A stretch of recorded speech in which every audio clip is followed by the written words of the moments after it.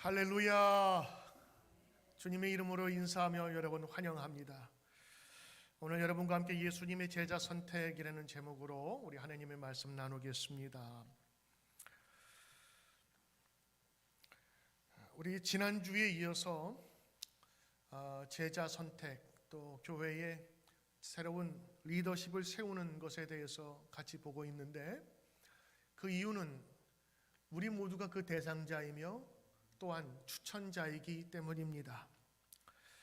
예수님은 과연 제자들을 어떻게 선택하셨을까라는 궁금증을 먼저 우리가 한번 질문으로 드리면서 한번 성경에 근거하여 그 원리를 찾아보기를 원합니다. 좋은 사람을 뽑는 회사는 번창합니다. 좋은 학생을 잘 뽑은 학교는 명성이 높아질 겁니다. 능력 있고 신망 있고 재능과 덕을 겸비한 사람을 이 세상은 찾고 있습니다.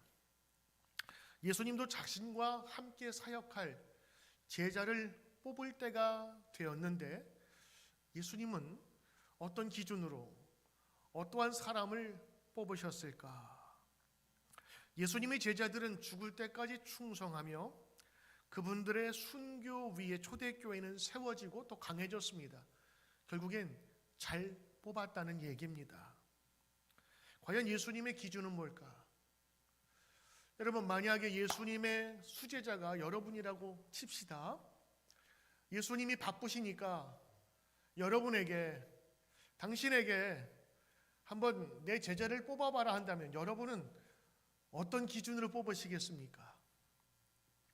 오늘 우리 교회는 새로운 직분자들을 세우는 중요한 시간 앞에 있습니다.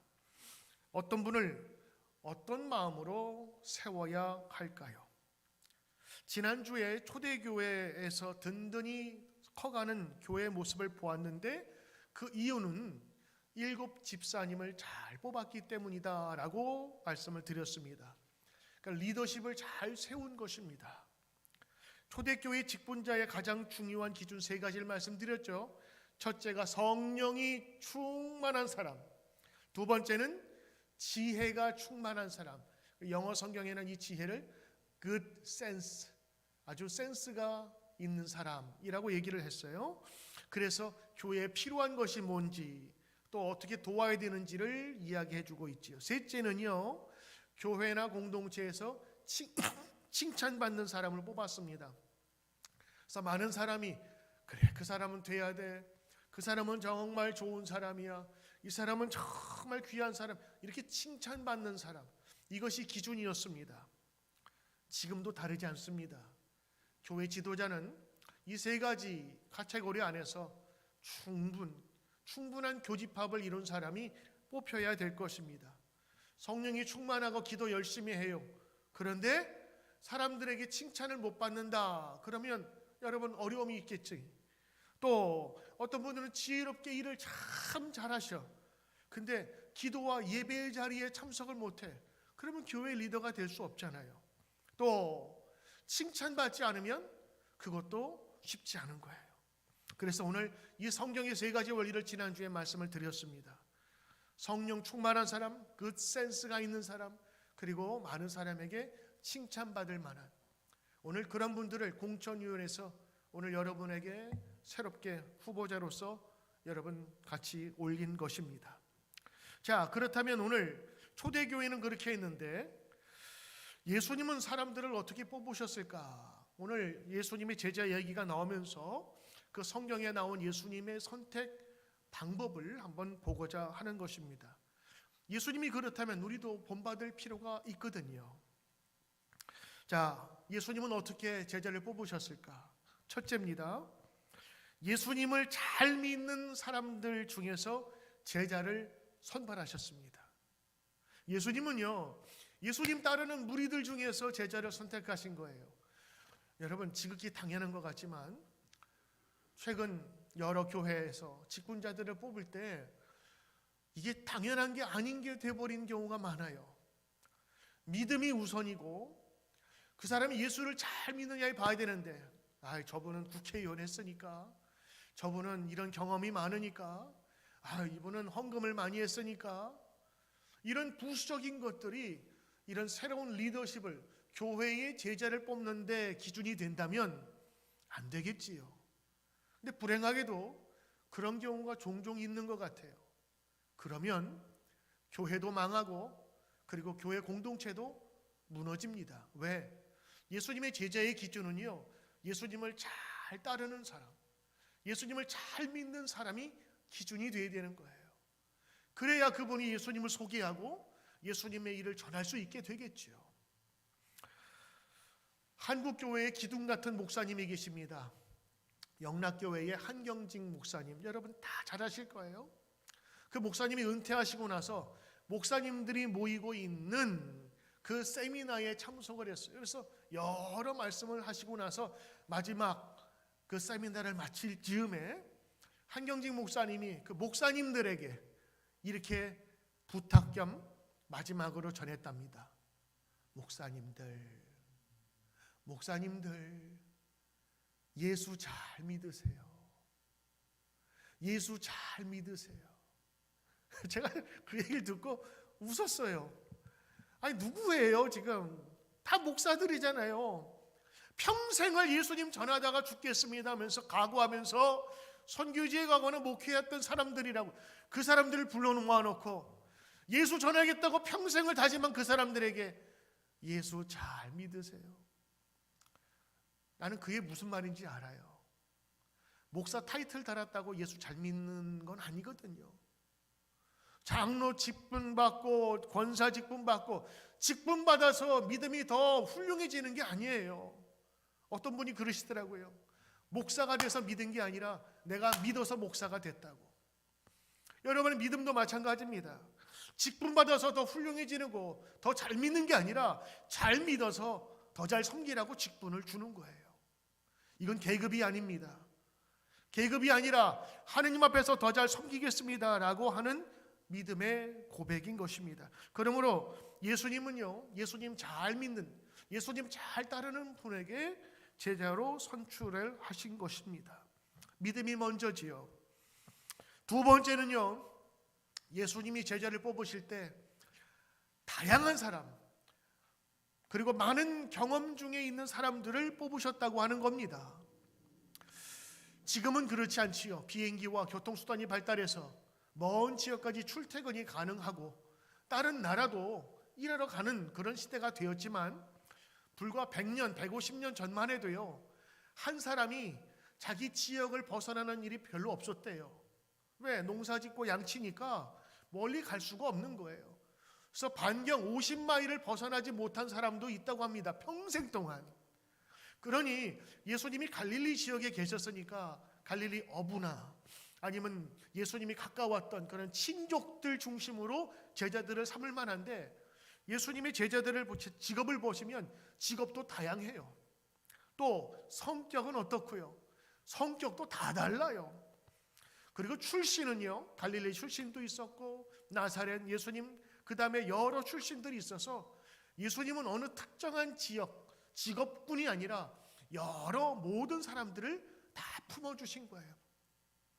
예수님이 12제자만이 아니라 예수님께 온 사람들은요, 제한이 있거나 어떤 구별이 있어서 예수님을 온 게 아니라 병든 사람들, 아픈 사람들, 마음의 치료를 받아야 될 사람들, 영혼에 대해서 갈급함을 가진 사람들이 모두가 다 모이게 된 것입니다.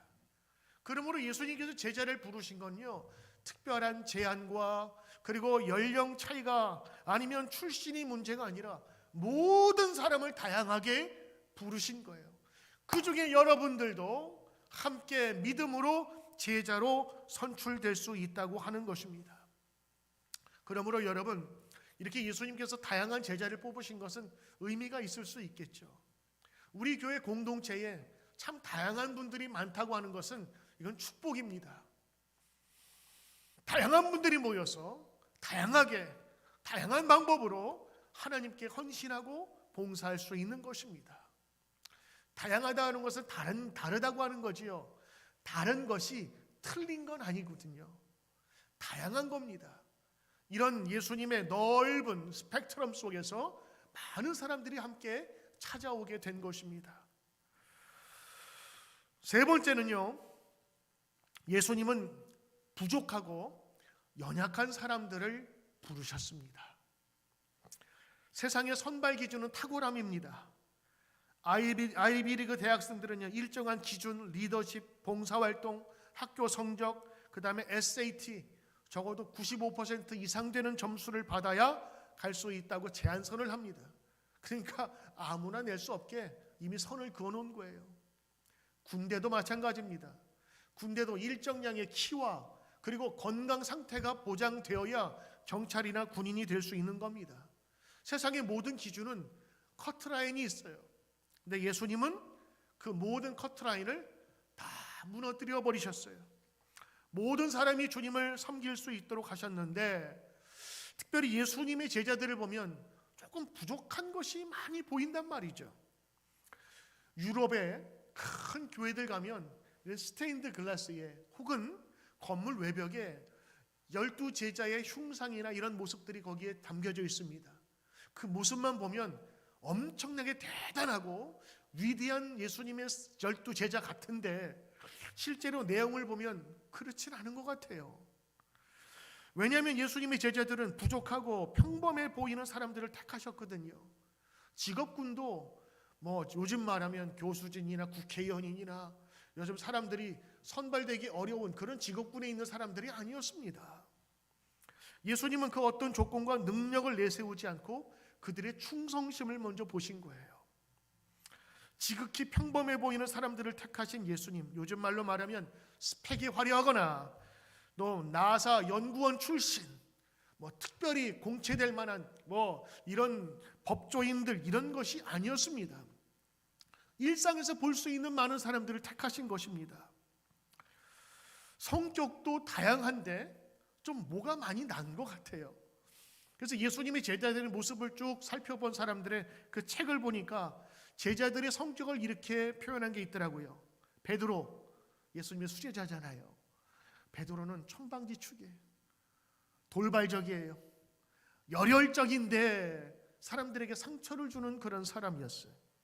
베드로의 동생이었지만 아무런 존재감이 없이 조용히 다녔던 안드레. 또 야고보와 요한이 있는데 형제거든요.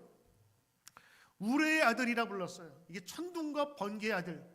그러니 이 형제만 가면 시끌벅적, 가는 곳마다 깡통 안에 돌멩이 흔드는 것처럼 시끌시끌 사람들에게 어려움을 주는 거예요.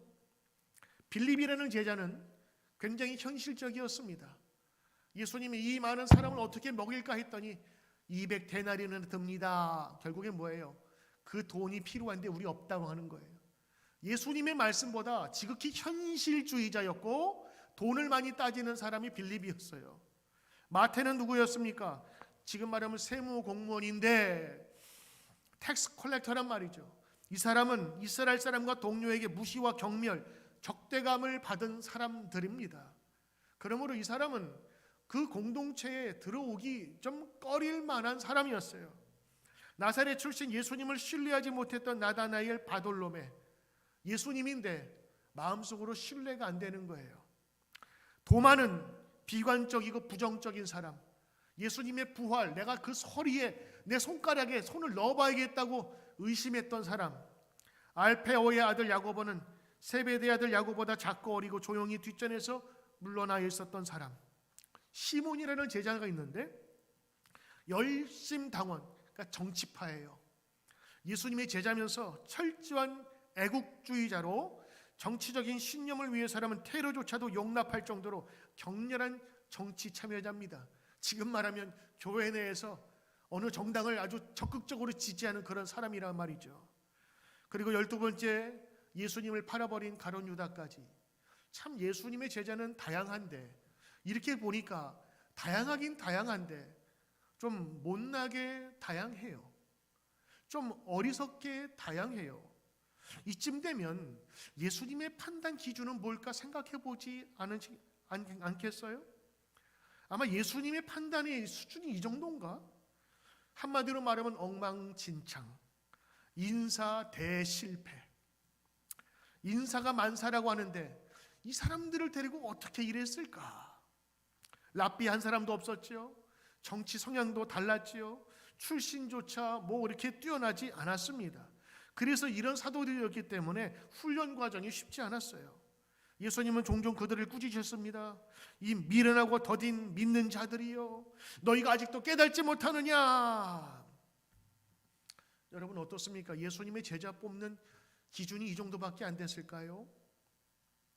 부족하고 연약하고 실수투성의 제자들의 모습을 보면서 저는 예수님 이거 잘못 뽑았습니다 라기보다는 젊었을 땐 그랬어요.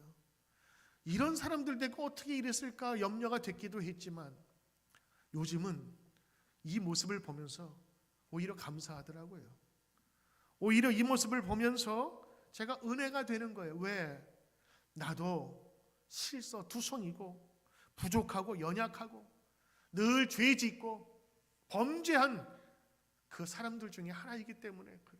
그래도 주님께서 나를 부르셔서 목사로 삼으시고 여러분을 제자로 삼으신 거 아니겠어요? 만약 하나님의 기준이, 예수님의 제자의 기준이 선을 얼마나 행해야 되고 우리 마음속에 다 스캔을 해가지고 깨끗하게 정리해서 다 드러내 보인다면 누가 제자가 될 수 있겠습니까? 은혜가 되는 것은 저 또한 예수님의 제자들과 함께 부족한 사람이기 때문인 겁니다. 그래서 누구나 예수님을 믿을 수 있고 누구나 예수님의 제자가 될 수 있음을 보여준 겁니다. 오늘 여러분이 인준하고 새롭게 선출하고자 하는 새 직분자도 마찬가지입니다. 잘나서 세운 게 아닙니다. 부족하지만 세운 겁니다. 이번에 아시는 것처럼 우리 교회의 장로 4분을 추대했어요. 근데 2분은 난 아직 받을 준비가 안 됐습니다 해서 사임하셨어요. 왜? 본인이 허락해야 되거든요. 권사님도 마찬가지입니다. 우리가 7분, 그 다음에 집사님들도 우리가 다 공천해서 추대하고 직분을 허락하시겠습니까? 여쭤본 다음에 예스 하신 분들만 다시 세웁니다. 그분 고민하신 분들도 많아요. 제가 그랬습니다. 믿음으로 받으세요. 그리고 그에 걸맞게 봉사하시고 섬기세요. 아직 아닙니다 하신 분들도 계셔서 오늘 세우신 분들은 거기에 수락하신 분들입니다.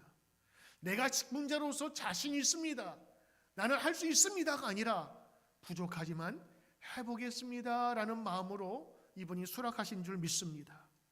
따지고 보면, 자격으로 보면 여러분 그분들하고 나하고 사실 그만한 선출할 만한 자격을 내가 가졌습니까? 그 사람들을 선출하고 뽑으려면 나도 그 수준은 돼야 되는데 내가 부족하지만 당신들을 세우니 당신들이 이 교회와 공동체를 위해 일해 주십시오라고 하는 것 아니겠습니까? 공천위원회라고 교회의 사정과 성도를 잘 아는 사람들이 공천위원이 되어서 이 사람들을 공천, 노미네이트, 후보자로 세웠습니다. 저는 사람이 세운 게 아니라고 생각해요. 이거는 하나님이 세우신 겁니다. 하나님이 그분들의 모습을 보면서 리더로 세운 거예요. 오늘 이 자리는 누가 누구를 선보라고 누가 누구는 떨어뜨리려고 하는 자리가 아니라 세워주신 공천되어진 그 공천위원회의 그 의견과 생각을 존중해 주는 겁니다. 그리고 세울 만한 그런 자격과 세울 만한 그런 모습으로 봉사한 분위기에 교회에서 세웠다라는 마음으로 함께 참여하는 것이고, 나는 자격이 없지만 열심히 예수 따라가려고 하는 사람이니 당신도 열심히 섬기고 봉사하며 예수님의 제자가 되어주시오, 내가 박수해 주겠습니다, 이런 마음으로 우리가 회의를 진행해야 합니다. 다 부족합니다. 그러나 예수님이 세워주시고 제자로 삼아주시니 그들이 변하여 능력 있는 제자가 된 것입니다. 제가 말씀드린 것처럼 제자들 하나같이 부족함이 있었습니다. 그러나 예수님은 부족함을 보고 세운 게 아니라 그들의 장점을 보고 세운 거예요. 아직 싹트지 아니한 잠재력, 포텐셜을 가지고 그들을 세우셨던 것이죠. 그래서 충동적이었던 베드로의 그 열정적인 모습을 본 거예요. 예수님 오라 하시면 험한 파도에서도 발길을 내디뎌 파도로 나갔을 그 베드로를 보신 것이라고요. 안드로의 조심스러움, 그러나 그 조심스러움이 사람들에게 신뢰를 주면서 많은 사람을 예수님께 데리고 오고 인도했던, 전도했던 그 모습 보신 거예요. 도마, 의심 많고 그리고 불안해했던 그 사람에게 예수님을 생각하신 것 같아요. 요 불안만, 의심만 거두면 이 사람은 정말 귀한 제자가 되겠다. 진짜 실제로 도마는요, 그 12명의 제자들 가운데 제일 멀리 먼 곳에 가서 전도하다가, 인도까지 가서 전도하다가 순교당했어요.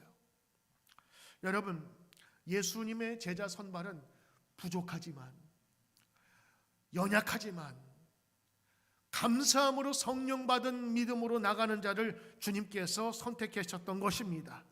제자들은 성령 받은 후에 예수님을 위해서, 하나님 나라를 위해서 순교의 피를 흘릴 수 있었기까지 된 것입니다. 사실 여러분, 예수님의 제자는 우리와 비슷한 성정을 갖고 있는 사람입니다. 실패한 경험이 있고, 불신앙의 모습이 있고, 허물 많고, 뭐가 나 있고, 나약하고, 때론 비겁하고, 욕심 많고, 야심만만, 실수도 많이 한 평범한 제자들이었지만 주님께서 그들을 거두어 준 거예요. 그러므로 우리가 소망이 있지 않습니까? 내가 부족하지만, 연약하지만 주님께서 나를 세우신다 하는 거예요. 나이 많다고 여러분 두려워하거나 염려하지 마세요. 나이가 문제가 되지 않습니다. 나이가 어리거나 경험이 없어서가 아닙니다. 나는 중간에 예수 믿다가 잠시 떠나 있는데, 그런 가질 필요 없어요. 베드로나 제자의 모습 속에서 다 도망갔던 사람들이, 그러나 예수님은 그들을 찾아가셔서 내 제자가 되고 내 양을 먹이라 말씀해 주신 것입니다. 그래서 부족하지만 우리 모두가 다 제자가 될 수 있는 것입니다. 예수님이 제자를 얼마나 사랑하셨는지 제자를 뽑기 전에 산에 올라가서 밤새도록 기도하셨대요. 예수님에겐 중요한 일이거든요. 근데 뽑아놓은 결과가 이거밖에 안 되나 싶지만 오히려 그 사람들은 예수님을 위해서 자기 전체 인생을 드린 자들이 되었던 것입니다.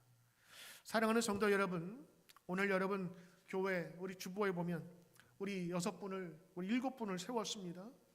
이번에 시무장로 투표도 할 것이고, 또 명예장로, 그리고 신천권사 5분을 이제 다시 한번 여러분이 인준해야 하고, 또 여러분이 허락해야 하고, 또 투표를 해야 될 것입니다. 여러분, 내가 잘나서가 아니라 부족하지만 하나님께서 먼저 세우신 자들을 믿음으로 고백하며 세우길 원합니다라는 마음으로 해 주셔야 합니다. 솔직한 마음으로 장로 투표는 이제 투표합니다. 분명히 X표도 나올 거예요. 기권표도 나올 겁니다. 그거 보면서 왜 만장일치가 안 됐냐 그럴 필요 없어요. X를 보면서 나를 아직 부족하게 보는 분도 계시구나 생각한다면 그것을 겸손하게 받아들이면서 나아갈 수 있어야 되고, 또 그것을 바탕으로 우리 성도들 많은 분들이 이제 더 성숙해져 가는 계기로 삼으면 돼야 될 줄 믿습니다. 내 능력과 내 재주를 보는 사람이 아니라 부족하지만, 연약하지만, 흠이 있지만, 뭐가 나 있지만 하나님께서 세우시면 됩니다 하는 마음으로 오늘의 이 모든 회의와 또 인준 과정이 거치기를 바랍니다. 연약하지만 성령이 함께 하시면, 성령이 충만하면 교회 모든 공동체에 유익을 줄 만한 귀한 사람이 될 수 있음을 우리가 그 잠재력을 믿으면서 기도할 때에 이 교회와 이 공동체는 성장하고 충만할 줄 믿습니다. 오늘 뽑히는 직분자나 그리고 함께 인준하고 격려할 성도들이 이 한마음으로 기도하는 마음으로 힘을 실어주며 격려할 때 주님께 충성하는 자들이 되며 이 교회가 풍성이 될 줄 믿습니다. 사랑하는 성도 여러분, 누가 누구를 뽑을 수 있는 자격이 되어서가 아닙니다. 함께 세워져 가고 누구나 열려있는 이 예수님의 제자의 길에 나도 부족하지만 동참할 수 있습니다 라고 하는 마음을 가지며 여러분도 제자의 길에 한 걸음 한 걸음 나아가기를 주의 이름으로 축원합니다. 아멘. 기도합니다. 하나님, 부족한 제자들, 그러나 성령이 임하시니 그들이 예수님을 위해 전 인생을 드릴 만한 사람이 되었던 것을 봅니다. 출신과 성격이 문제가 아니라 주님 앞에 붙들려 있느냐가 우리에게 큰 문제임을 알게 하시고, 누구나 부르신 주님, 그리고 우리를 언제든지 부르시길 원하는 주님의 그 소리에 주님 제가 여기 있습니다, 주님 저를 사용하여 주시옵소서, 오늘도 사용받고 쓰임받는 귀한 종이 되기를 간절히 사모하는 우리 뉴드림 교회 성도 되게 하옵소서. 오늘도 감사드리며 예수님의 이름으로 기도드리옵나이다.